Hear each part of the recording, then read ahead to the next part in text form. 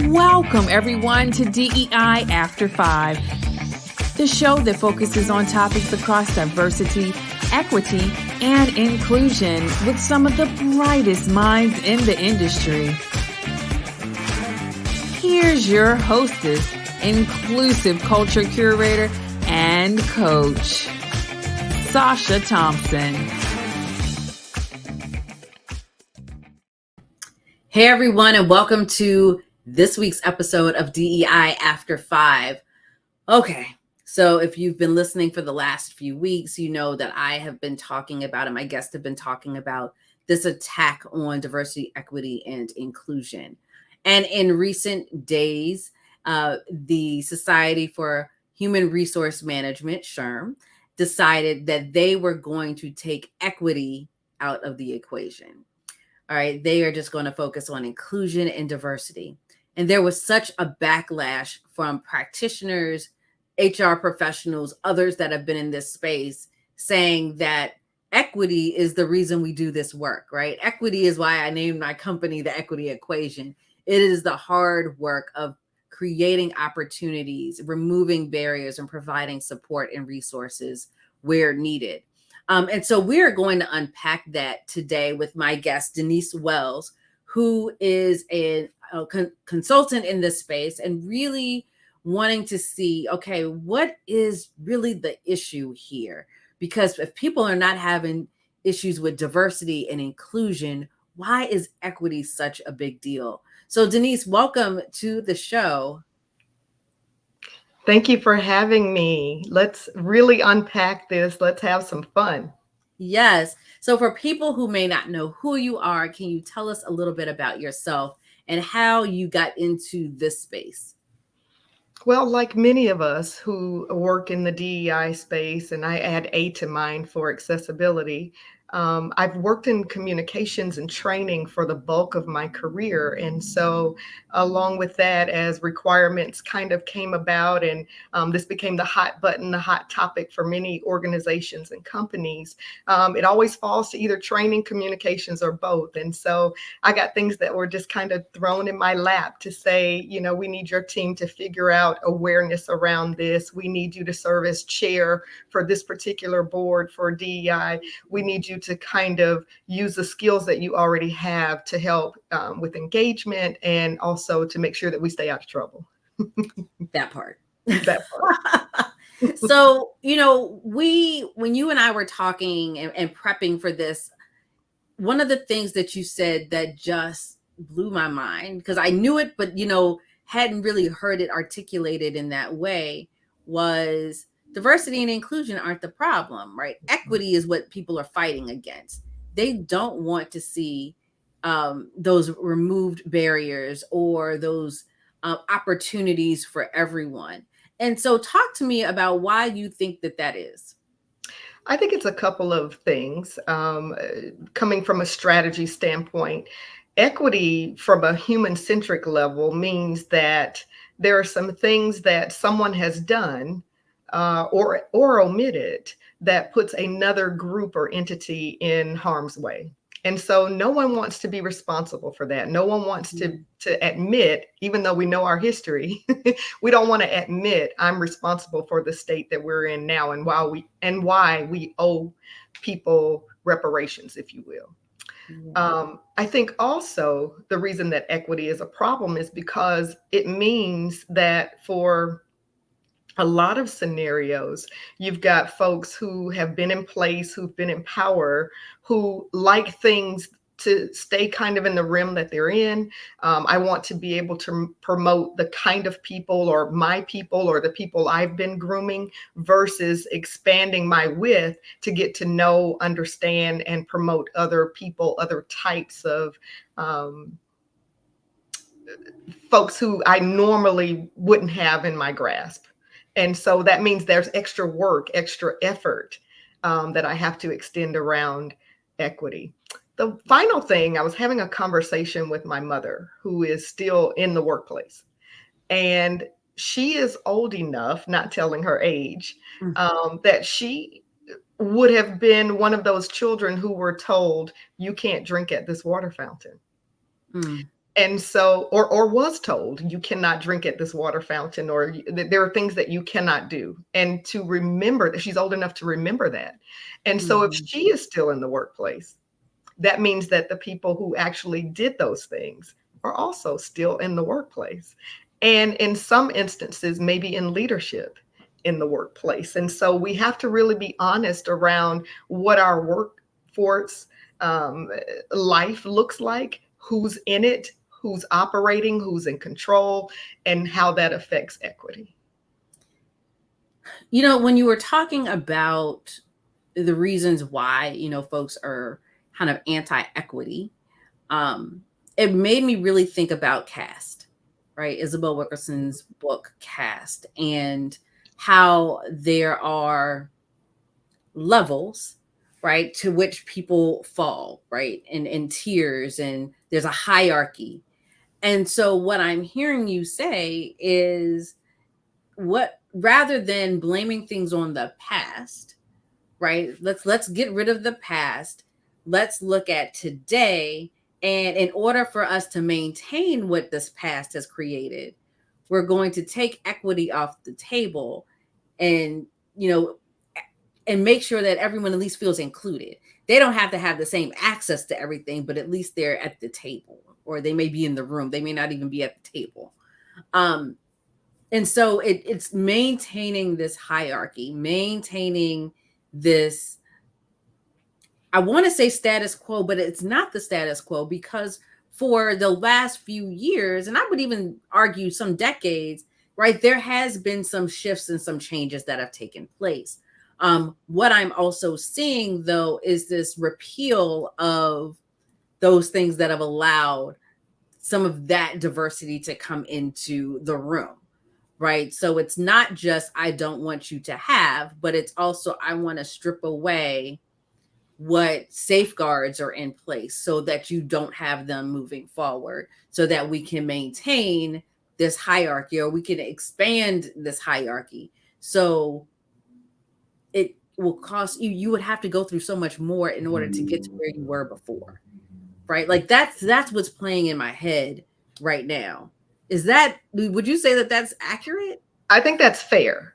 Okay. I think also, as I think about even how I was raised and educated and groomed, if you will, um, there were opportunities that I was able to attend some of the best schools here in Atlanta. I've always been in a mixed environment. The only time I wasn't was the decision to go to high school to an all African American or predominantly African American high school. But for the most part, I was educated amongst other races, ideas, and other walks of life, other practices. Um, and as we're in the workforce now, I imagine there are people who went through those processes with me who thought we were all kumbaya, we were all on the same page, we had equal things, right? And so I believe DEI, in all of its efforts to right some wrongs, has created what I like to call retaliatory racists. Mm. And when I say racist, I'm just not speaking of racism as it relates to what race you are, but I mean retaliatory people in the workforce that are against the full DEI movement because they thought we were okay. And now, even though they don't believe or practice any of the things that maybe their forefathers did, they don't want to feel responsible in this Mm-hmm. current design for the atrocities that other marginalized communities have faced. And also, as we've been really mindful about creating our ERGs, our ESGs, have we done a really good job of making sure that there was space for those who we felt like were the predominant ones who had everything already? And if we Right. haven't, have we contributed to how they're feeling now and why maybe some of even the younger folks don't care for DEI? Yeah. It's, one of the things that I say often is just because we're in the same place doesn't mean we got there the same way, right? And it just really reminded me of a workshop I did not too long ago where it was, I was facilitating a conversation around diversity and inclusion with some alumni. So we all went to the same university. And I was talking about something that happened the summer before my freshman year. And what was fascinating to me was some of the comments that were coming into the chat, or because a good number of us were there at the same time. And it was this almost like, oh my gosh, I remember that, but it didn't impact me the same way. Right. And so people almost feeling this guilt because they didn't, it wasn't, the impact wasn't the same for them as it was for me or some of my other, Black and brown colleagues at the time. But the guilt was also, I wasn't even aware, right? Like I was so clueless. And even though we were all in the same space, we didn't have the same experience, right? And so for it to be triggering for some people and others, like, oh yeah, that thing happened, right? There's a level of guilt that comes along with that. And so part of this is that reflection of, should I feel guilty? Should I have done something? I don't want to say woe is me, but this burden of, how did I miss this? And so there's something that happens with that I think organizations have not come to grips with. How do you even deal with that? Right? There's this, I don't know what to do, or I don't know what to say. And so I don't. And then when I don't, I feel guilty. That lingers over time.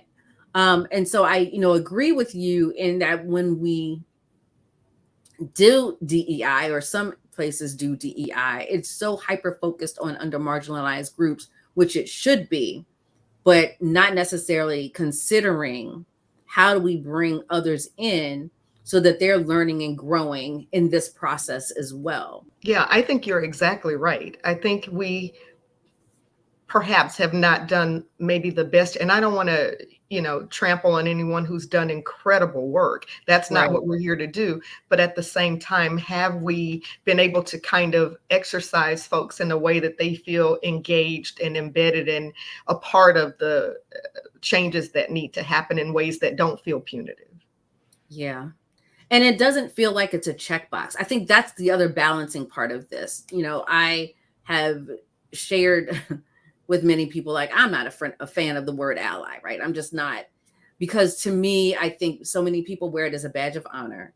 Like, oh, I'm an ally. And, I can do no harm because I'm an ally. And I'm like, oh, you are probably the most harmful person in the room, in the space, because one, you're not introspective, right? You still, in the fact that you're naming yourself as an ally, you're still centering yourself and not necessarily your impact on others. And to me, allyship is not a label. It is like a verb. How are you actioning your allyship? What does that look like? Are you willing to put yourself in harm's way for someone else? And harm not necessarily being a physical thing, but are you willing to get uncomfortable, step into spaces that may or may not benefit you, right? If you do so, are you willing to protect others also, right? And so harm in that sense, physical, mental, whatever it is. And I think when I start to define allyship in that way, people start to step back and like, oh, I'm not ready for that. I don't know if there are enough opportunities for people to get that uncomfortable. And I think there's a level of fear of, if I do this, will I have backlash? Will I do this correctly? And when people are in fear or don't understand or don't really align with the real reasons for why things are necessary, they tend to just shrug it off. And whether that's intentional or whether it's just shrinking from it because they're just not really sure what to do. I am not making excuses for anyone. I'm just saying that there's work to do still on both sides to get to the equity piece, even though SHRM has taken it off the table. Oh, that's a whole lot. the backlash that I am seeing from that decision. And again, I have been one, y'all listening, watching, no, I have said it before, right? HR is where DEI goes to die. And I've said it that way because I feel, for a couple of reasons. One, I do not think that HR's primary focus really is internal, right? It's focused on your employees. It's focused on, in some organizations, to protect the organization, but ultimately it's employee focused. I truly believe that if you're doing diversity, equity, and inclusion work, the true work, it is internal and externally focused. It is not just what you're doing with your employees, but it's how you're impacting your customers. How are you impacting your industry? How are you impacting the communities that you're a part of? And so I think putting it in HR is very short-sighted. That being said, I think the challenge that I've had with a lot of SHRM, and I'm just going to say SHRM because individual HR practitioners, I absolutely believe, have, not all, many have the proper DEI equity lens that they do their work through. But I believe that there has been some harm done in not truly preparing HR leaders and practitioners for the work of diversity, equity, and inclusion when it comes to human resources. And I've seen too many HR folks that see it as a nice to have or don't necessarily understand what it is. And so they're causing more harm within the organization, encountering some of the actual tenets of diversity, equity, and inclusion without necessarily seeing that that's what they're doing. So that's my take. I think what happens with HR is they are really kind of under the microscope, if you will, of making sure that they are operating in a way that protects the bottom line, protects the company. Mm-hmm. And I think the more that people start to understand that that is the role of HR, the more they will understand some of the decisions that are made. Mm-hmm. But then also it gives us great opportunity to massage what we're asking for so that it's, for lack of a better term, more palatable to not just HR, but to the entities who have the ability to give us the change and the funding for that change that we need. So I think DEI proponents, globally really kind of have to ask the question, if these actual terms, this terminology is what is keeping us back, are we more interested in moving forward with DEI as we know it? Or are we more interested in moving forward with like-minded types of practices that still help us to reach those goals? For example, we'll see that colleges right now, to protect the funding for the level of programming, may change their names to remove the word diversity from it, so that, and I think the one that I'm thinking of in particular, instead of, say, Office of Institutional Diversity, it's now the Office of Institutional Excellence. The programming doesn't change, but the name changed to protect the funding that allows the programming to continue. As DEI proponents, are we shocked and appalled by that? Or are we happy that someone kind of took the leadership lens to protect that level of funding and level of engagement for students? I think also, as it relates to the risk management piece that we brought up as well, what we mean by that is, are we going to call it equity, which clearly some people are not, or are we going to say, as a risk management issue, here is the framework that needs to be in place, here are the policies that need to be created and enforced so that we have less of the likelihood that we are sued? Because what we know about this culture today is we're in sue culture, is what I like to call it, and I love it, because if it's wrong, if it's not equitable, if it's racist, if it's sexist, whatever it may be, these people are suing. And many organizations, companies have come under fire because of the number of lawsuits that they've had. And so if we're approaching DEI as a risk management issue, instead of calling it DEI, does that move us forward in the way that we need to go, with understanding that the folks who are responsible for making the changes, if changes are needed, will really receive that this affects our bottom line. These are the things we need to put in place. We never said DEI, but did we move the DEI wand forward? We absolutely did. Same with leadership development. These are terms that people know, accept, practice all the time.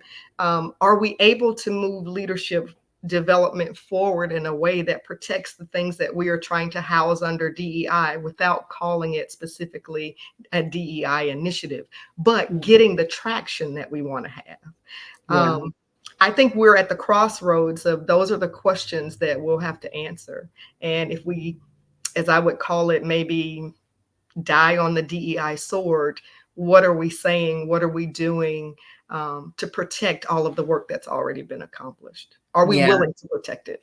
And I agree with that. I think, I've said on this show several times, I think so many people are wedded to the letters DEI, A, B, however, what letters they use. And I'm like, you're so wedded to the letters, but what about the outcomes, right? How are we focusing on the outcomes? And that's exactly what you're saying is, are we still getting the work done in different ways? There's also this part of me, right? I named my company the Equity Equation for a reason. And so I had someone say to me a couple of weeks ago, are you willing to rename your company so that you will have more opportunities? And I thought about it for maybe a hot second. And I was like, no, because I truly believe that equity is the missing part of this equation, right? And so when SHRM made the decision to take equity out or to put it into inclusion, I'm like, that's the easy part, right? Naming it equity, right? I'm really focused on that. And so what's fascinating to me about the person that asked that question, they also said, well, I noticed you don't have diversity, equity, and inclusion on your website.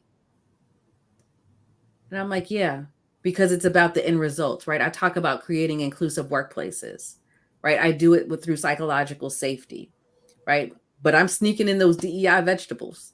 I'm throwing it in there. And so you don't necessarily have to name it. But I was very intentional with the name of the company. And I don't think that I should be scared into changing the name if that is who I am and what I truly believe in. And so what I appreciate about what you're saying as well, too, is there are opportunities for us to be creative in how we get this done. I started my career in higher education, so I follow, what's happening at the colleges and universities quite a bit. And I want to say it was Arkansas, but I cannot remember. There was a dean who decided to get rid of the Office of Diversity, Equity, and Inclusion. But rather than firing everyone, what he did was he put them in strategic places across student affairs and student services. And I was like, that is brilliant, because now what that does is it makes sure that that there's somebody in that room that has a lens of diversity, equity, and inclusion as they are having conversations. And so you don't have to have the office named, but if you have someone in that office that is trained, who will be able to call out some of the things that are inequitable, you build it into the DNA of the organization. And I think that is where so many people are getting kind of caught up in, let's just get rid of this office. No, be strategic, right? Get rid of the office. Yes, the people and the talent and what that brings to increase your bottom line, because we all know diversity brings innovation, increases the bottom line. The research has continued to show that. Put these people in those strategic places so that they're at the table, at the decision-making table, when it comes time to build, create, whatever it is in the organization. And I think, to your point, we need to take the time to figure out, okay, how can we really continue to move this work forward without using those 3, 4, 5 letters? I love that you bring that up as a way or a strategy, because, and I would love to admonish us to make sure that we're telling the entire stories, because there are some who would tell that same story and focus only on the fact that the office was dismantled. Yeah. When in essence, is it altogether possible, I say it is, that they were no longer isolated as that singular office, but they were spread around campus in ways that they can have more visibility, more influence, and more efforts being addressed in every area of campus. And so was that strategically a better way to house it and a better way to do it, to embed it into culture as the way to move forward? And so again, those are the kinds of things that I think we've really got to open our minds maybe a little bit about. Not to say that they're not open, but if that's been a challenge for you, or if you only are hearing one side of the story, focus more on the outcomes. Where do we go from here? What was done after this particular thing happened that you were not happy about? And how, if nothing happened, what can you put in place? How can you be creative to move the needle forward in a different way? Yeah. I think you hit the nail on the head. The more engaged and active and creative we can be, the better opportunities we'll have for really embedding and affecting change throughout our organizations, institutions, and culture. Yeah. And, the aha I had was, how do you make it systemic? Right. And, some of the pushback that's happening right now, some of the challenges to diversity, equity, and inclusion, right, it is unfair. Certain groups are getting benefits over other groups, which has been the United States of America. But, that's just how this country's been. It's just flipped a little bit. But when you create these opportunities for, okay, we're going to dismantle this office, we're going to now be part of this piece of the organization, you can really, truly build in equity in ways that we have not been able to build in equity before, right? You are now creating it as part of the system. How do we make this equitable? And so the example that I use has been in the colleges and universities where, affirmative action was repealed based on race. What I did not see a lot of universities doing, some did, took that opportunity to say, okay, well, where are there other inequities in this? If we can't do race, then maybe we should get rid of our legacy admissions as well, because that's providing an opportunity to students that not everyone has access to. So if we are going to take away race, we're going to take away legacy. What else do we need to take off of the table? Right. And so it gives this opportunity to really step back and think about, how do we make this fair and equitable for everyone? And I think that there are not enough people that are doing that step back to say, okay, if this is taken away, what opportunity does this provide us in order to make this truly equitable so that nobody has an advantage over anyone else?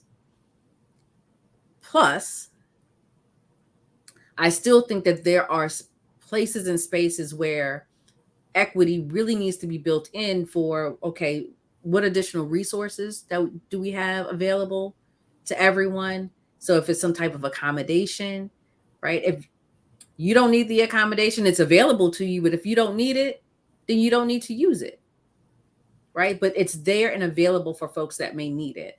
And so again, it goes back to, how do we step back and truly build equity into these systems if we're being forced to do that? Because that's the argument, right? It's unfair, it's inequitable on the flip side, though that's historically how it's been. Now, okay, you want equity? Great. Let's really work on what that looks like.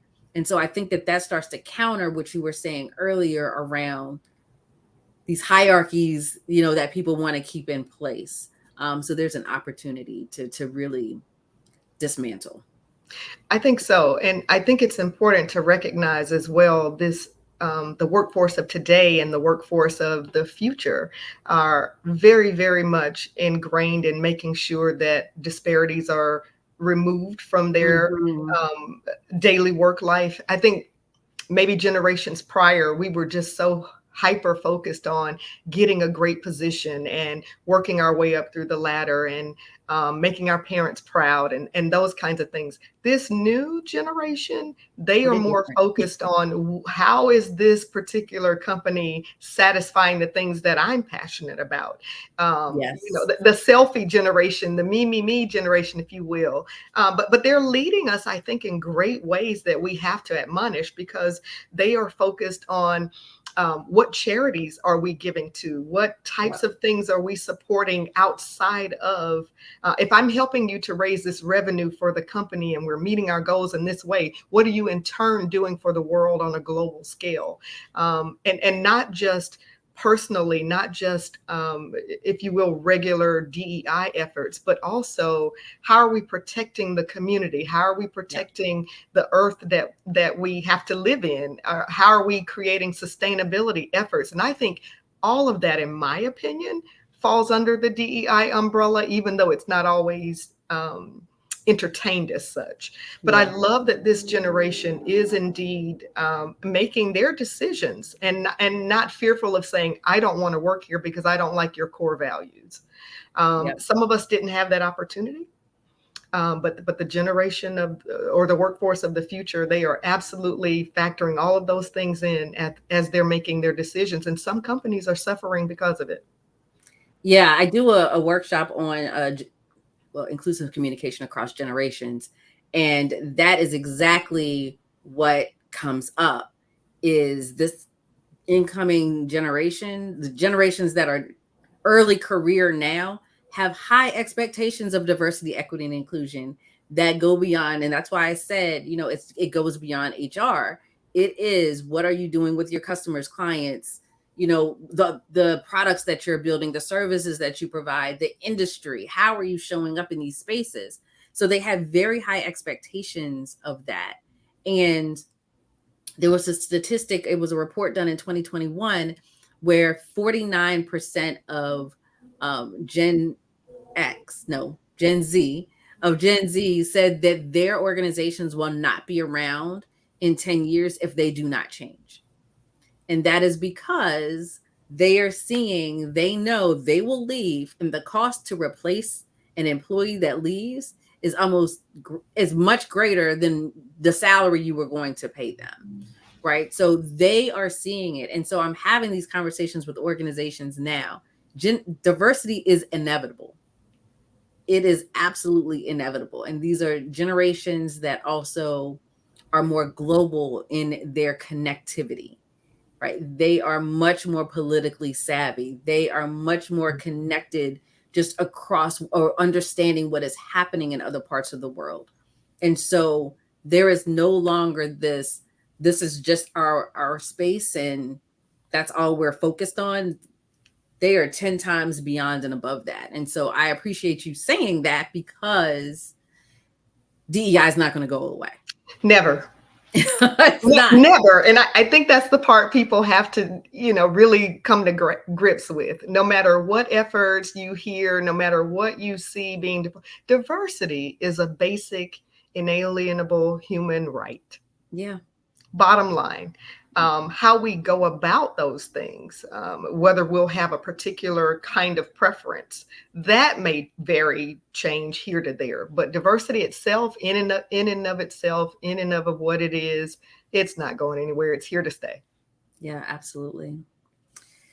Okay, so Denise, tell me, what are the things that you do to fill your cup? Like, how do you take care of you?